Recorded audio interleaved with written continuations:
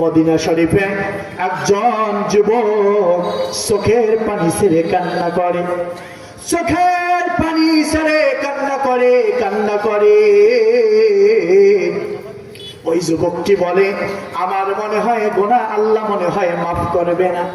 বারবার নিজের মনকে প্রশ্ন করে, বারবার কান্না করে। হঠাৎ করে হযরত ওমর রাদিয়াল্লাহু তাআলা যখন ওই পাশ দিয়ে যাচ্ছিলেন নবীজির দরবারে, নবীজির দরবারে যাওয়ার পথে ওই যুবকের সাথে দেখা। ওই যুবককে দেখে বলে, যুবক কেন কান্না করো রে, কি হয়েছে আমাকে বলো। এই যুবক বলে, ওমর বলা যাবে না, বলা যাবে না, বলা যাবে না, বলা যাবে না, আমার গুনাহ মনে হয় আল্লাহ মাফ করবে না। এত জোরে কান্না করেছিল, এই কান্না দেখে হযরত ওমরের চোখেও পানি এসে গিয়েছিল। হযরত ওমর চোখের পানি আস্তে আস্তে মুছা আর নবীজির কাছে যায়।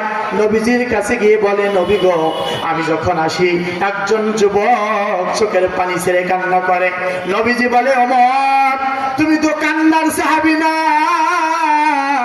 আমার ওমর তো কান্না করতে পারে না। কি হয়েছে, কি হয়েছে, কেন কান্না করো রে? ওমর বলে, আমি যখন আসি, আমি আসার পথে একজন যুবক এমন ভাবে কান্না করে, ওই যুবকের নাকি গুনাহ বড়। আল্লাহর নবী কয়, ওমর রে, ওই যুবককে নিয়ে আসো, গুনার কথা জিজ্ঞাসা করবো। বলেন মারহাবা। আমার প্রিয় বাবাজিরা, সংক্ষিপ্ত কথা একটু বুঝে নেন। ওমর যখন ওই যুবককে নিয়ে আসে, ওই যুবক বলে, নবী গো, আমার গুনাহ মনে হয় আল্লাহ মাফ করবে না। আপনার আমার নবী বলে, ও যুবক, তোমার গুনাহ কি আল্লাহর আরশের চাইতে বেশি বড়? যুবক বলে, জি, আল্লাহর আরশের চাইতে বেশি বড়। তোমার গুনাহ কি? তোমার গুনাহ কি এই পাহাড়ের চাইতে বড় বড়, আসমানের চাইতে বড় বড়, আরশে আজিমের চাইতে বড় বড়, সিদরাতুল মুনতাহার চাইতে বড় বড়? এই কথা যখন বলে, যুবক বলে, জি। আল্লাহর নবী বলে, তুমি কি শিরক করেছো? বলে, না। তুমি কি কাউকে হত্যা করেছো? বলে, না। তুমি কি কুফরি করেছো? না, কুফরি করি নাই।